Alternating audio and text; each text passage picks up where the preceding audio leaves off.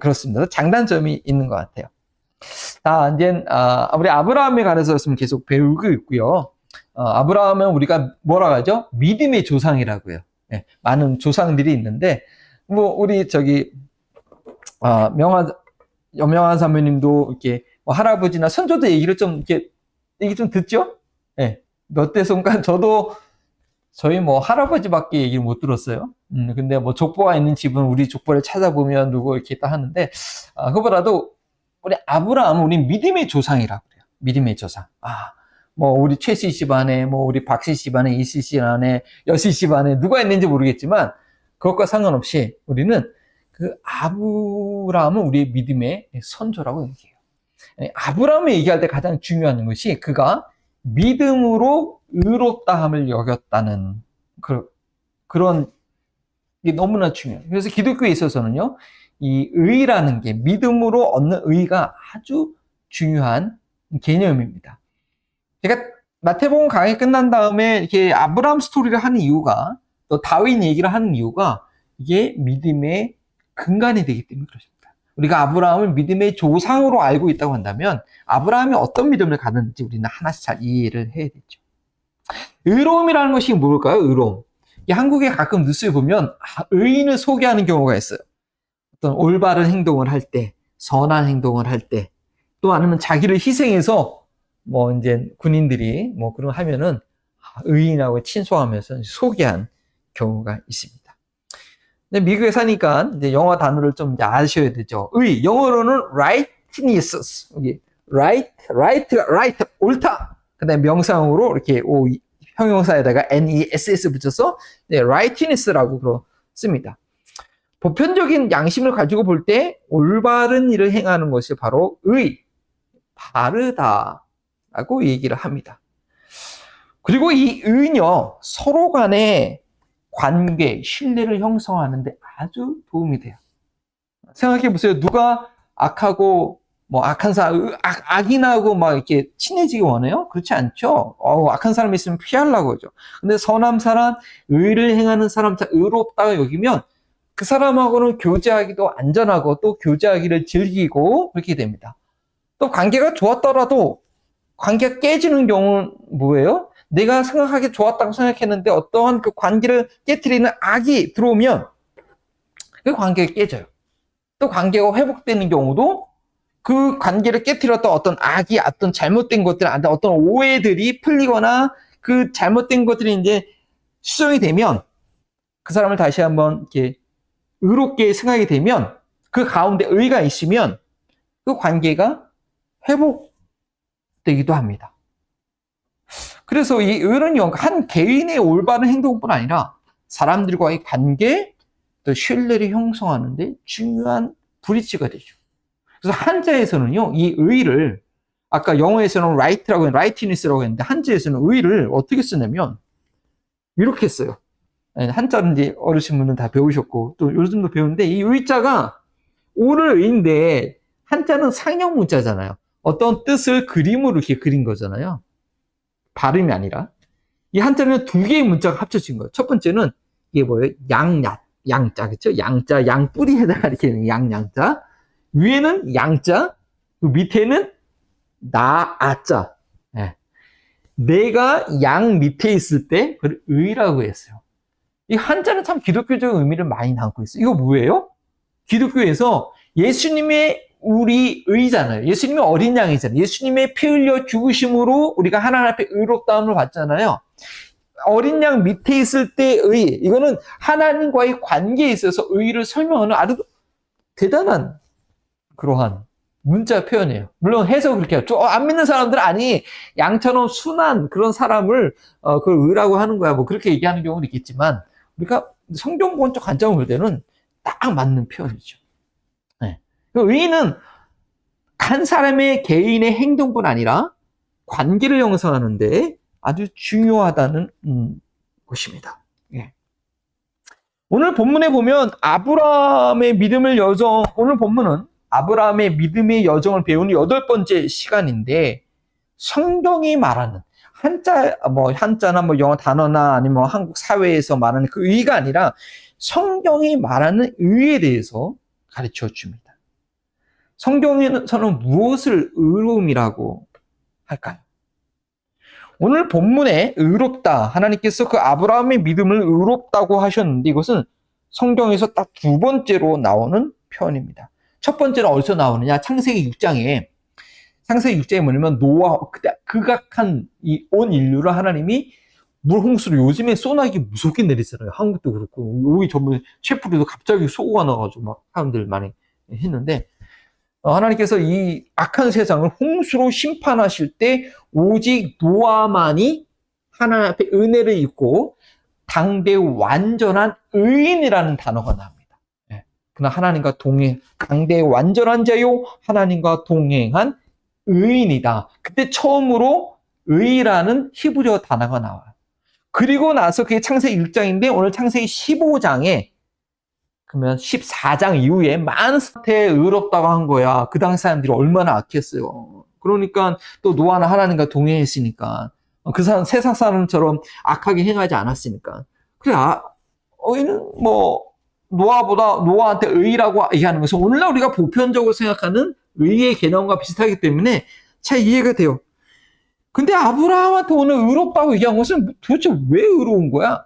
차라리 지난주 말씀 14장에 전쟁에서 용감하게 승리하고 재물도 다 나눠주고 참 의로운 행동이라 라고 한다면 이해가 되겠는데 아니 오늘 뭐 아브라함이 뭘 한 게 있다고 의롭다고 하는 거야? 라고 우리가 좀 성경에서 과연 말하는 하나님께서 과연 의롭다고 하는 게 뭘까라고 우리로 하여금 좀 고민을 하게 하는 그런 본문입니다.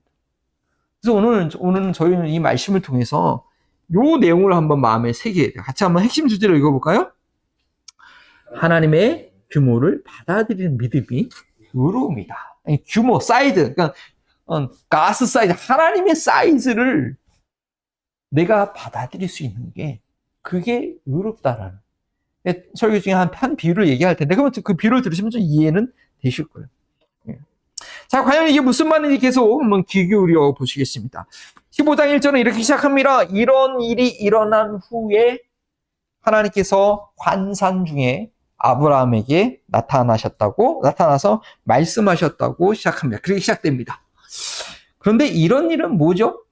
14장에 있었던 일이죠. 아브라함이 그 동방연합군들을 기습 공격을 해가지고 다 물리치고 엄청난 승리를 거두고 그 전쟁의 모든 물품을 갖고 이렇게 들어가고 또 이렇게 나눠주고 그러한 일입니다. 그리고 하나님의 것을 하나님을 인정하는 그런 11조를 드린 후 그렇죠. 그뿐만 아니라 그 나머지 재물도 아주 공의롭게 잘 처리한 후입니다. 지난주에 말씀 핵심 주제처럼 하나님을 인정할 때 하나님을 기뻐하시고 반응해 주시는 것처럼 그 일 이후에 아브라함에게 다시 나타나서 말씀하십니다. 그 일 후에. 그런데 이번에는요. 그전처럼 창세기 12장에도 말씀하셨지만 그때는 이렇게 마음의 생각으로나 아니면 귀의 음성으로나 여러 가지 환경으로나 그렇게 말씀하셨는데 오늘 본문에는 콕 집어서 비전, 눈에 볼 수 있도록 환상 가운데 마치 꿈처럼 이게 꿈인지 뭔지 모르겠지만 생생한 이미지로 비전, 환상 가운데 나타나서 말씀하셨다는 거예요. 근데 아브라함의 생애 배우겠지만 유일하게 이때만 그래요. 그 전에는 뭐 천사의 모습으로 직접 나타나는 경우도 있었고 여러 가지 말씀하시고 대화하는데 오늘 유일하게 환상 가운데 말씀하셨다는 표현해요. 정말 중요한 내용을 잊지 말라고 이렇게 환상 가운데 하시는 말씀인 것 같아요. 저도 하나님을 개인적으로 만났죠. 여러분들도 다 만난 경험이 있고 앞으로 계속 만나실 것인데 제가 잊지 못할 만남이었어요. 2번 정도가 있는데 한 번은 기도 중에 한 번은 딱 이때 여름이에요. 썬데이 아이를 처음으로 썬데이 스쿨 이제 막 여름 성경 교사 하고 막 이제 밤에 잠이 안 오는데 그때도 이번 토요일처럼 엄청 천둥이 쳤어요. 막 천둥이 막 뭐 치니까 아침 잘 수가 없는 거예요. 그래서 일어나가지고 책상에 앉았는데 와우 막 책상에 앉았는데 막 천둥 번개로 막 치죠. 근데 막 두려움이 나한테 막 하나님이 막 나한테 하는 거예요. 그리고 그때 성경을 폈는데 그게 히브리서 5장 1절이었어요. 제가 그때 하나님 부르셨는데 목회자를 부르셨는데 여전히 거부하고 있을 때 두려워가지고. 근데 히브리서 5장 1절에 이 존귀는 아무나 취할 수 없고 오직 부르시고 입은 자만이 가능하다. 그 말씀이 막 이렇게 확대돼서 제 안에 눈으로 들어오는 거예요. 깜짝 놀랐어요. 아, 성경에 이런 말씀이 있었구나. 이거 하나님 다 부르신 거구나. 그때서야 확신하고 이제 목회의 길을 가겠다고 했는데 잊혀지지 않아. 정말 두려운 가운데. 무서웠어요. 그러고 나서 회개를 시키는데 저희 죄뿐 아니라 우리 부모님까지 다른 사람의 죄까지 다 회개시키는 그런 저만은 두려운 경험을 했어요. 특별한 경험을 했어요. 저로서는. 네. 그래서 결단하고 이제 도망 안 다니고 신학교 그 해 겨울에 신학교로 갔죠. 네, 이처럼 아브라함에게도 지금 특별한 그런 만남을 이제 주셨습니다. 그리고 뭐라고 말씀하시냐? 우리 1절 후반절 성경 있으시면 같이 한번 읽어볼까요? 성경에 보시면 제가 읽겠습니다. 그렇게 나타나셔서 아브라함아 두려워하지 말라. 첫 번째 두려워하지 말라. 두 번째 나는 너의 방패다. 그리고 세 번째 내가 받을 보상이 매우 크다. 세 가지를 얘기하십니다. 저한테는 히브리서 5장 1절 말씀 가지고 이렇게 말씀하셨는데 아브라함한테는 세 마디 얘기하세요. 왜 두려워하지 말라고 하셨을까요? 물론 환상 가운데 저도 그때 상당히 두려웠거든요. 환상 가운데 주님을 만난다는 거 이거 인간으로서 두려운 일이죠. 그런데 그 다음 내용을 보면요. 뭔가 아브라함이 상실감 가운데 있기 때문에 두려워하지 말라고 말씀하신 것 같아요. 나는 너의 방패다. 그렇게 얘기하시고 너의 상급이 크다. 그렇게 말씀하시잖아요. 그죠? 위협감과 빈곤한 가운데 있는 아브라함을 위로하시는 듯한 그런 말씀입니다. 기스공격원에서 일단 물러선 동방연합군이지만 이게 엄청난 군대거든요. 언제 다시 이게 공격해올지 모르는 상황입니다. 아브라함을 이기게 해주셨을 뿐 아니라 앞으로도 계속 내가 너를 지켜주시겠다는 말씀일 수 있습니다. 그러면 그 다음에 내가 받을 상이 크다 하는 것은 무슨 말씀일까요? 아브라함이 소돔의 재물을 하나도 안 취했어요. 양보한 것에 대해서 내가 더 보상해 주겠다? 아니 아브라함은 지난해에도 말씀드렸지만 이 소돔의 재물 말고도요 동방연합군에서 뺏은 재물, 고모라 재물 하여튼 전유물들이 엄청 많거든요. 그런데 그거에다가 소돔 재물 못 가졌다고 그냥 그거 못 가져서 더 주겠다고 생각한다고 한다면 아브라함을 너무 좀 탐욕스럽게 좀 우리가 여기는 거죠. 그건 아닐 것 같아요. 그런데 하나님의 이러한 조건, 두려워하지 말라, 나는 너의 방패다, 너의 상급이 크다라고 말씀하신 것은 더 깊은 의미가 있습니다. 이 하나님의 말씀에 아브라함이 대답한 것을 보면요. 하나님께서 아브라함의 불안한 생각, 불안한 심리 상태를 미리 아시고 하신 말씀 같아요. 그 말을 듣고 아브라함이 뭐라고 대답해요? 옳거니 잘됐다. 하나님 그렇게 말씀하시마자 따지듯이 2절과 3절 얘기해요. 아브라함이 그전에는요, 창세기 12장, 13장, 14장 보면 하나님 말씀하시면 그대로 순종하지 거기에서 뭐라고 대꾸한 적이 없어요. 근데 15장에 와서는 대꾸를 해요. 2절과 3절에 뭐라고 말하냐? 바꿔서 얘기하면 아니 내게 상이 많다고요? 그래야 뭐합니까? 저는 지금 아들이 없어서요. 어차피 그 재산 지금 내가 갖고 있는 재산 상 많이 주시겠다고 하는데 그거 다 그냥 저희 집에 그 다메섹 사람의 아들 다메섹 사람이 엘리에셀이 지금 물려받을 상황이에요. 이렇게 얘기하고 있어요. 아브라함이 아무리 많은 재산을 갖고 있어도 그것을 이어받을 만한 친아들이 없는 아브람의 마음은요, 뭔가 지금 공허하고 불안한 거예요. 이 후손, 자기 몸에서 이렇게 나온 자식은요, 자기 DNA와 그렇죠? 모든 걸 갖고 있죠. 피도 좀 그렇죠? 이건 자기 분신일 뿐 아니라 내가 이 세상을 떠난 후에도 나의 흔적과 영향력을 계속 땅에 남겨둘 수 있는 대상이 누구예요? 바로 자기 몸에서 나오는 내가 또 어렸을 때 키우고 기저귀 가리면서 밥 먹이면서 키운 어쨌든 나하고 제일 가까운 그 대상이거든요. 그러니까 누구나 인간은 자기의 영향력을 이 땅에 계속 이렇게 남겨두고 싶은 그 본능이 있단 말이에요. 그 본능의 유일한 대상이 자식인데 아브라함에게는요. 그런 대상이 지금 없는 거예요. 아무리 전쟁에서 승리했어도, 재산을 넉넉히 얻었어도, 자신이 이을 대가 없다는 것은 어쩌면 두려움과 공허한 일이 되었던 것이죠. 더군다나 아브라함이 이해하기 어려운 것은요, 자신의 고향에서 떠날 때, 갈대아 우에서 떠날 때, 그때는 뭐 나이가 75세였는데 아버지도 아브라함의 대라도 70세 아들을 늦게 낳았으니까, 다른 뭐 형제들은 다 자녀를 낳았는데 지금 아브라함은 그 갈대아 우에서도 자녀를 못 낳았어요. 그러니까 그래, 하나님께서 너한테 큰 민족을 이루겠다, 떠나라 하면은, 그래, 하나님께서 새로운 곳에서는 좀 자식을 주시려고 하나 보다 라는 그러한 좀 기대가 있었을 거란 말이에요. 그리고 롯이 자기를 떠나간 후에 또 뭐라고 했어요? 땅에 알갱이처럼 너희 후손이 많을 것이라 꼭 말씀하셨잖아요. 근데 지금 가나안 땅에 들어온 지 한 10년이 지난 시간이거든요. 그 다음에 16장에 보면 86세에 이스마엘을 낳았기 때문에 한 10년이 지난 상황인데 여전히 아직 사라한테 이 기미가 안 보이는 거예요.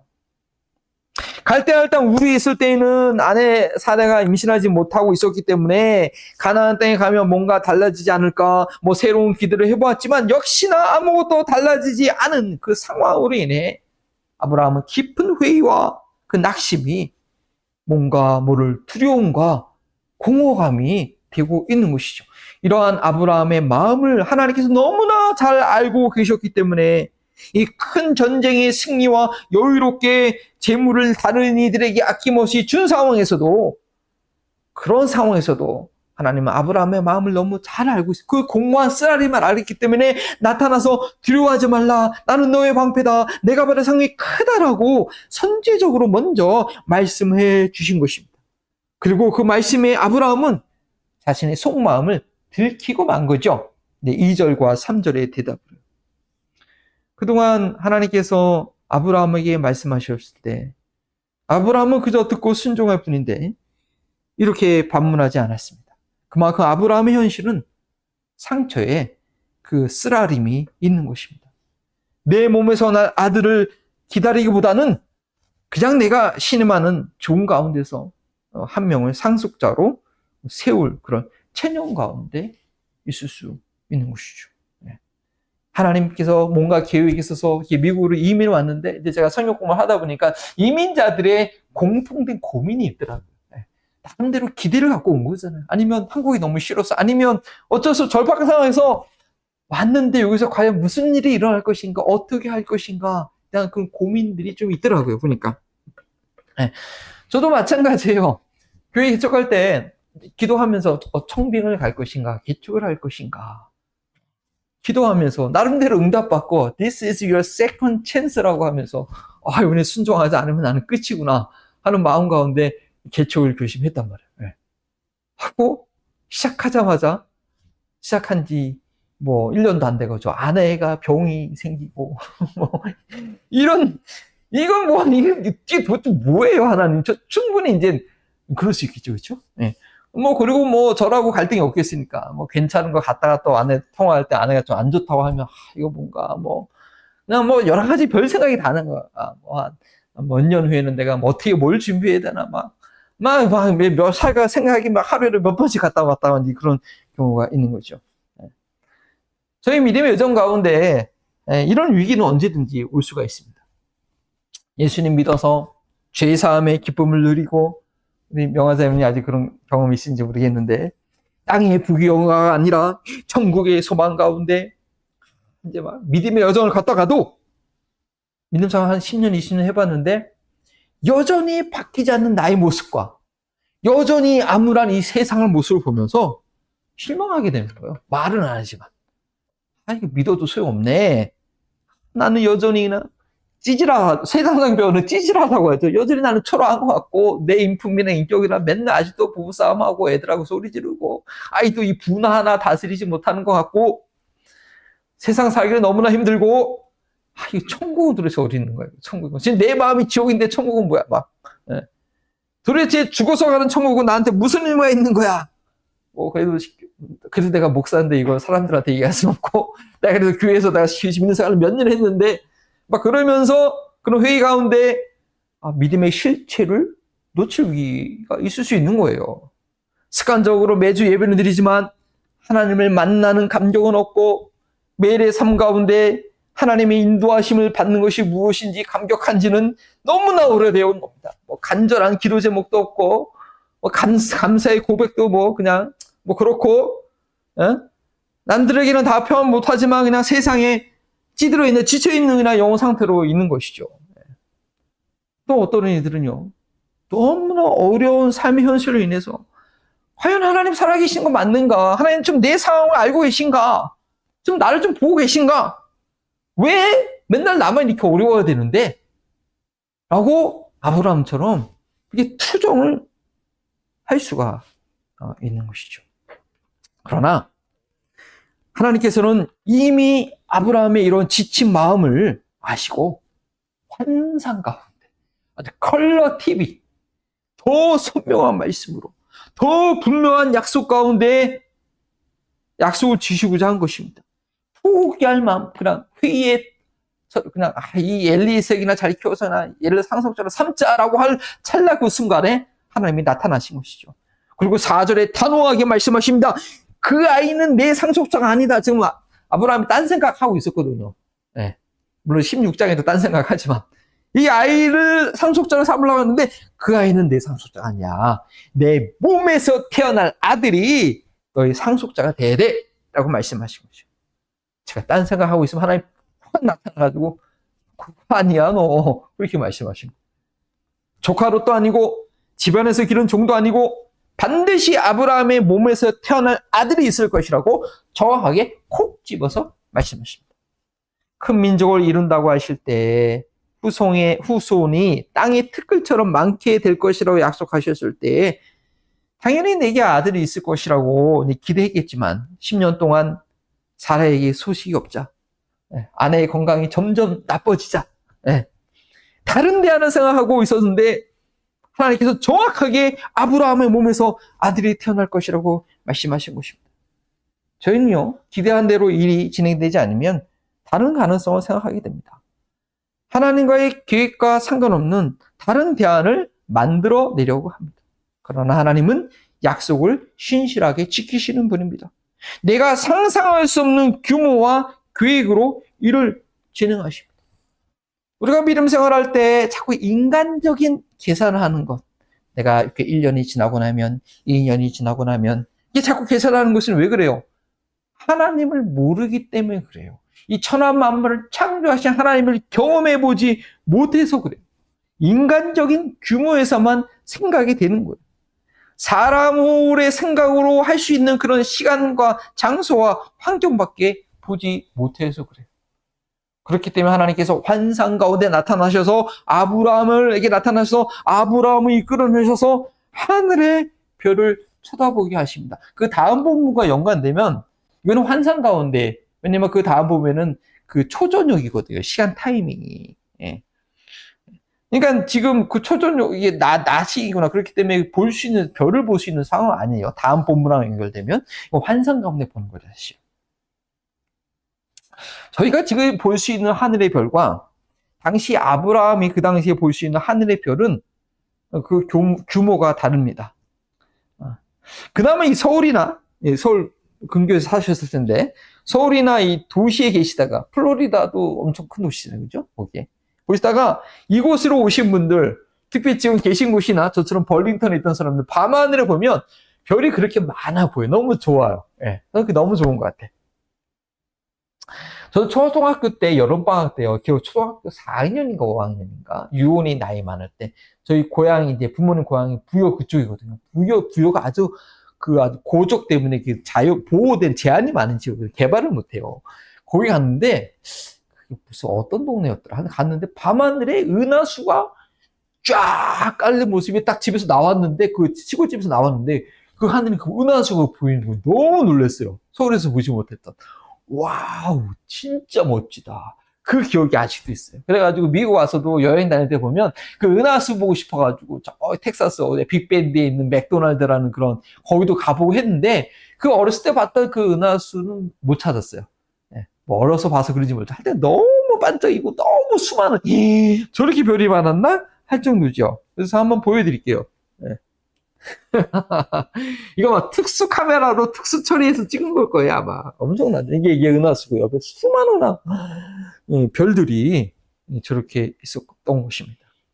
하나님께서는 이렇게 밤하늘에 깔려있는 별들을 보여주면서 아브라함의 몸에서 태어날 아들로 인하여 지금 80 중반인데 네 아들로 인하여 이렇게 많은 후손이 생길 거라고 말씀하셔요. 와우! 물론 13장에서도 이미 땅의 티끌과 같이 후손이 많게 될 것이라고 말씀해 주셨지만 그것보다 훨씬 더 극적인 상황이에요. 그때 이후로 시간이 더 많이 흘렀지만 아직 아들 소식이 없는 아브라함은 지금 상당히 지쳐 있었단 말이죠. 한숨 꺼지듯이 땅을 바라보면서 땅의 티끌같이 많다는 것이 아니라 꿈과 이상을 우리 하늘을 바라본다고 하잖아요. 꿈과 이상을 보게 하는 하늘의 별을 바라보게 하셨습니다. 이 별들은요, 아브라함이 유목생활 했잖아요, 그 당시에. 텐트에서 밤마다 자기 전에 이렇게 누우면 볼 수 있는 그 별들인 거예요. 네. 매일 소망 가운데 잠들 수 있도록 하셨어요. 나이 많아 늙어가는 제 자신과 아내를 바라볼 것이 아니라 잠들기 전마다 밤하늘 그때 환상 가운데 보이셨던 그 별들 오늘도 보이네. 네. 밤마다 그 별을 보면서 자신과 아내를 통해서 이렇게 많은 후손이 생길 것이라는 것을 상상하게 하셨습니다. 믿음은 바라는 것들이 실상이거든요. 자꾸 봐야 돼요. 자꾸 하나님의 약속을 기대하고 봐야 돼요. 저도 이제 아내의 가장 그 건강하실 때 사진을 좀 보고서 맨날 그 아내를 봐야겠다. 그런 생각도 해봤는데, 하나님께서 응답하실 걸 봐야 되는 거예요. 근데요, 그렇게 많은 별들을 보기만 한다고 그런 기대를 가질 수 있을까요? 그것을 말씀하신 하나님께 대한 믿음이 없으면요, 허황된 꿈이라고 더 한숨만 나오고 매일 밤에 별 볼 때마다 더 끔찍할 수도 있어요. 빛에 쪼들린 사람이요, 전혀 빛 갚을 가능성이 없다고 포기한 상태에서는 그 많은 별들이 페이알 빌처럼 날라오는 인보이스처럼 보일 수도 있다니까요. 그러나 하나님께서 해결해 주신다는 그런 믿음을 가지고 그 별들을 보면 어떻게 보이겠어요? 앞으로 떨어질 캐시로 보이지 않을 거예요. 네. 그렇게 보이는 거예요. 그 믿음에 따라서 보이는 게 똑같이 틀려진 거예요. 네. 아브라함은 상급이 클 것이라고 말씀하신 방패가 되어주신 하나님을 믿었기 때문에 그 별들을 볼 때마다 소망 가운데 푹 아주 참 잘 수 있었던 것이죠. 아브라함은 수많은 별들을 보여주시며 너희 후손들이 이와 같을 것이라고 말씀하신 하나님을 믿었습니다. 네. 그 하나님을 믿었습니다. 하나님께서는 이러한 아브라함의 믿음을 의롭다고 여기셨습니다. 6절 말씀이죠. 이것이 오늘 본문의 가장 중요한 결론이에요. 우리 6절 말씀 찾으셔서 같이 한번 읽겠습니다. 시작. 아브라함이 주님을 믿으니 주님께서는 아브라함의 그런 믿음을 의로 여기셨다. 우리가 처음에 고민했던 그 믿음을 의로 여기셨어요. 자신과 아내의 여건만 본다면 전혀 가능성이 없지만 아브라함은 하나님을 믿었기에 하나님께서 환상 가운데 보여주시면서 하신 말씀을 믿었습니다. 만일 밤하늘에 무수한 별을 보여주시지 않고 그냥 걱정하지 마, 나중에 생길 거야, 뭐 그렇게만 얘기하셨다고 한다면 물론 아브라함의 상황에서는 그것도 참 믿기 힘들어요. 그 정도는 그래, 그냥 인정하고 좀 기다려보지 볼만 합니다. 그런데 지금 아들 하나도 없는 80대 중반에 되는 나이에 밤하늘은 맨날 같이 밤하늘을 봐야 되는데 그 본을 보면서 네 자손이 이처럼 많을 거야 라고 이렇게 하면서 그것을 믿으라는 건요, 이거 좀 심하지 않아요? 이건?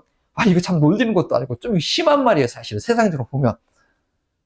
설사 뭐 어찌어찌 해서 늦은 나이에 기적처럼 아들을 얻었다고 할지라도 아니 후손이 그렇게 많아질 거라고 누가 장담해요. 중간에 뭐 어떤 일이 어떻게 일어날지 모르고 그 아들이 죽을 수도 있고 뭐 그 아들이 뭐 결혼 못할 수도 있고 그 아들이 뭐 아들을 몇 명 낳을지 어떻게 알아요? 어떻게 알아요 그거를?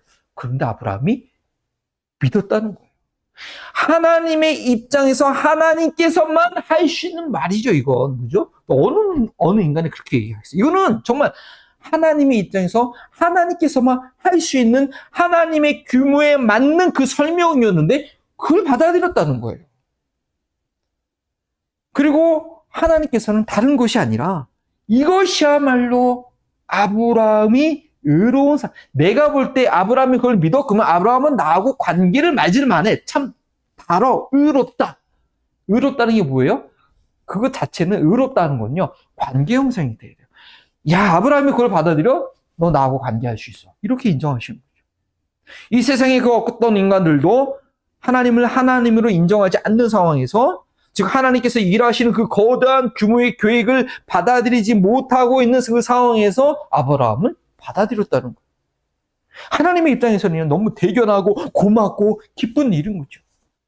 또 아브라함이 인간적으로 착한 일을 해서가 아니라, 용감하고 의로운 일을 해서가 아니라 하나님의 일하심을 인정했기 때문에 하나님의 편에서는 그것이 그렇게 기쁘고 대견한 거예요.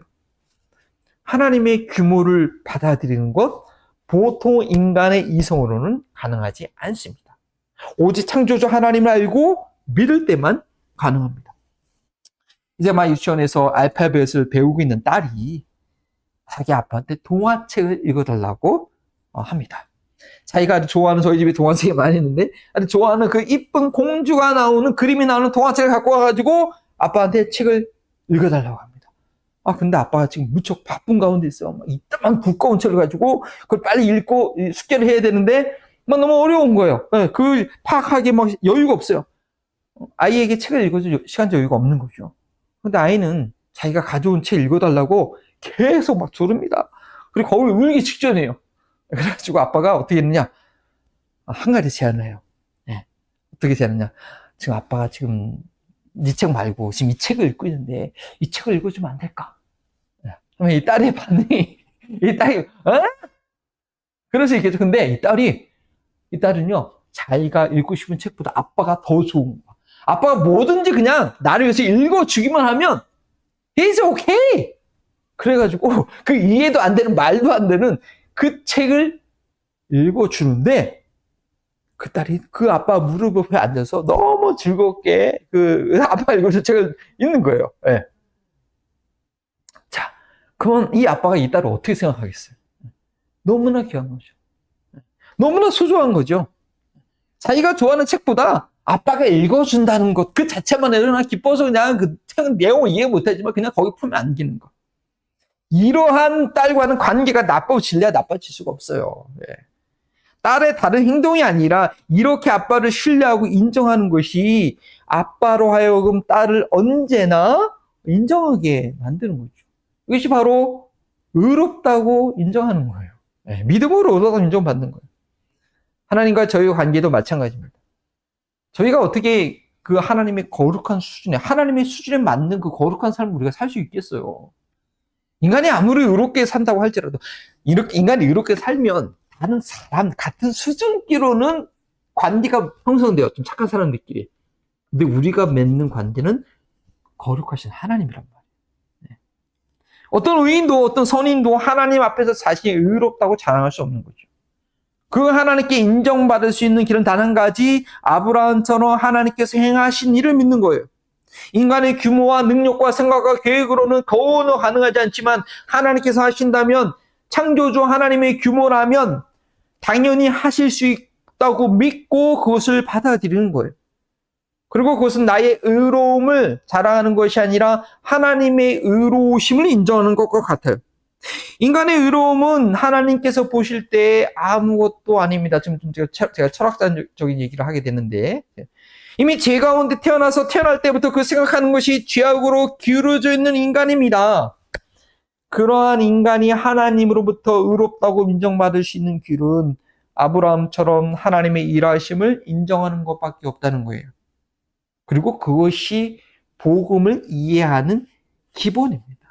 우리가 하나님이 누구신지 모르니까 자꾸 인간적인 수준에서 내가 잘했느니, 내가 못했느니, 그렇게 자꾸 따지게 되는 거죠. 자, 그러면 로마서 말씀 한번 읽어볼까요? 자, 함께 보이시나요? 한번 제가 읽어드리겠습니다. 함께 읽겠습니다. 하나님께서는 이 피를 예수를 속죄제물로 내주셨습니다. 그것은 그의 피를 믿을 때 유효합니다. 하나님께서 이렇게 하신 것은 사람들이 이제까지 지은 죄를 너그럽게 보여주심으로써 자기의 의를 나타내시는 것이었습니다. 하나님께서 오래 참으시다가 지금 이때 자기의 의로우심을 나타내신 것은 하나님은 의로우시다는 그런 것과 예수를 믿는 사람은 누구나 의롭다고 하신다는 것을 보여주시는 것입니다. 이 결국 무슨 말이냐면 하나님의 의로우심을 드러내는, 중요한 건 하나님의 의로우심이 드러난 거예요. 그리고 그 하나님의 의롭다고 인정하는 저희들을 또한 의롭다고 인정하시는 거예요. 우리가 의로워서 이루는 게 아니라 하나님의 의로움을, 그 의로운 행실을 인정할 때 우리가 우리를 의롭다고 하시는 거죠. 하나님의 어떤 의로우심이냐? 죄인을 위해서 행하신 일이에요. 정말 악한 살인자를 위해서 행하신 일이에요. 우리가 그 살인자가 죽어드릴 것은 대신 죽지 않고 자기가 하나밖에 없는 독산제를 대신 그 악한 사람을 위해서 죽게 하고 사형적인 이슬로 사라지게 하고, 자기 하나밖에 없는 독생자. 그런데 그것으로 끝나지 않고 그 아들을 다시 죽음에서 3일 만에 살려내신 그 놀라운 능력의 일이죠. 그리고 동일하게 그것을 믿는 자마다 동일하게 죽음에서 다시 살리시겠다는 그런 약속이에요. 이것이 복음인데요. 우리를 위해 행하신, 이것이 하나님께서 우리를 위해서, 그 어떤 누구도 할 수 없는 일인데 우리 위해서 행하신 그 일이거든요. 그 일을 믿고 그것을 나를 위한 일로 받아들이는 것이죠. 이것은 밤하늘의 무수한 별들처럼 내 자손이 많아질 것이라는 하나님께서 앞으로 아브라함을 위해서 행하신 일을 믿고 받아들인 것 같은 그런 믿음이에요. 사실은 부활의 믿음이 그런 거죠. 어린 딸이 이해하지 못할 내용이지만 아빠를 신뢰함으로 아빠의 책을 듣는 것을 받아들이는 그런 믿음인 거죠. 이러한 믿음이 하나님으로부터 의롭다는 인정을 받는 것입니다. 인간의 그 어떤 행위 자체가 의로운 것이 아니라 오직 하나님의 행위를 받아들이는, 그것을 믿는 행위, 내 어떤 의로운 행위가 아니라 하나님께서 나를 위해서 행하신 것을 받아들이는 그 믿음, 관념이 아니라 하나님께서 나를 위해서 이런 일을 하셨다고 믿기 때문에 내가 그 믿음에 반응하는 그 행위. 믿음은 행함이거든요. 행함이 없는 믿음은 죽은 믿음입니다. 근데 그 행위가 뭔지를 알아야 되는데 그 행위가 바로 하나님으로부터 옳다라고 인정을 받습니다. 그래서 오직 믿음으로 의롭다함을 받는다고 말하는 것입니다. 근데 오해하지 말아야 할 것이 있습니다. 복음을 잘 알고 계셔야 됩니다. 하나님으로부터 의롭다고 인정받은 결과는 서두에서 말씀드렸듯이 바로 관계의 회복입니다. 하나님께서 예수 그리스도를 믿는 믿음으로 인하여 저희가 의롭지 않지만 의롭게 봐주셔서 하나님과의 관계가 우리가 이루어진 거예요. 그 의 때문에. 이렇게 하나님과의 관계가 맺어진 이들은 하나님과 관계 없던 것과는 다른 삶을 살게 되겠죠? 너무나 관계가 당연한 거 아니에요? 부부가 결혼하면 서로 영향을 받잖아요. 그죠? 어떤 아이를 내 집으로 입양해서 들어오면 밖에서 살던 대로 그대로 살 수 있어요? 못 살아요. 그 집안에 들어왔으면 그 집안의 누들과 그 부모의 관계 가운데 모든 인격과 감정과 생각이 형성되는 거예요. 예수님으로 믿음으로 말미암아 하나님께서 우리를 의롭게 여겨주셔서 우리가 드디어 하나님과, 우리 같은 존재가 거룩하신 하나님과 관계를 맺게 됐으면 당연히 그 관계의 삶이 나타나야 되는 거예요. 그런데 복음을 잘못 이해하며 의롭게 된다는 것을 잘못 이해하며 너무나 이 당연한 진리를 거부하고 하나님과 전혀 관계없는 살면서도 나는 구원의 여정 가운데 있다라고 착각을 합니다. 저희가 누구와 관계를 맺고 살아가는 건가? 우리가 거짓말쟁이와 사탄하고 교제하고 살면요, 사탄은 시킨 대로 거짓말하고 속이고 음란하고 패악한 육을 쫓아가는 삶을 살죠. 근데 우리가 하나님과 관계 안 맺으면 그런 삶을 살 수밖에 없어요. 우리 다 육체를 갖고 있기 때문에. 타락하게 돼. 어차피 흙으로 돌아가는 육체 가운데 있기 때문에 거룩하신 하나님과 관계 맺지 않으면 누구든지 다 그런, 알지 못하지만 다 그런 삶을 살아요. 하지만 우리가 거룩하신 하나님, 살아계신 하나님, 인격적이신 하나님, 부활하신 예수 그리스도, 우리 가운데 성령으로 우리 가운데 오신 그 관계 가운데 의로 말미암아 그 관계 가운데 있다면 그런 삶을 살 수가 없는 것입니다. 그리고 그 관계를 유지하는 삶이 바로 믿음의 삶입니다. 그리고 그것은 오직 그 관계를 유지하는 것은 오직 믿음으로만 또한 가능합니다.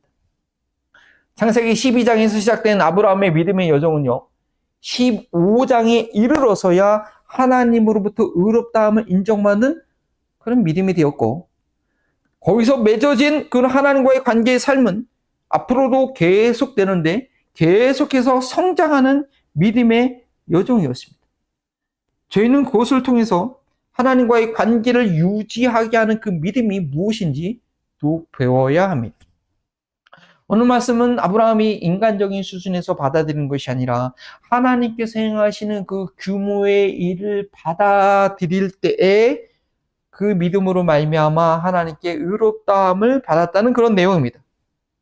우리들의 믿음의 여정 가운데에 인간적으로 이해되지 않을 일들을 반드시 만나게 됩니다. 우리가 진정으로 구원의 길, 좁은 길, 생명의 길을 걷고 있다고 한다면 도저히 인간적으로 계산되지, 인간적으로 받아들일 수 없는 일들을 경험하게 된다는 것이죠. 아직 그런 경험이 없다고 한다면 혹시 내가 갖고 있는 믿음은 그냥 인간적인 철학, 그냥 인간적인 의지, 도덕, 인간적인 윤리, 아니면 자기 묵상, 자기 철학의 수준에 밖에 벗어나지 않는 그런 믿음일 수 있어요. 지난주에 재밌는 기사를 봤는데 어떤 고등학교 학생이 시험을 전교 1등이었어요. 근데 어떻게 1등했어요? 부모님하고 어떤 선생님이 시험 문제 빼다가지고 그 시험 문제 미리 풀어서 이제 시험 봤더니 1등이야. 근데 혼자 시험 봤더니 얼마나 40점밖에 안 나왔더니. 우리가 갖고 있는 정말 그 믿음, 테스트의 믿음이 정말 하나님 규모의 사이즈를 받아들이는 그런 믿음이냐, 아니면 내 인간적인 수준에서 내 테두리 안에서 자기의 확신이냐, 마지막 실현의 때에 나타나게 된 것입니다. 되게 되겠죠. 인간의 수준이 아니라 하나님의 수준을 받아들여야 하는 도전이 있게 되고, 그것으로 인해서 우리는 하나님으로부터 인정받게 되는 그런 믿음을 소유하고, 그래서 정말 나를 믿었구나 라고 증명되게 될 것입니다.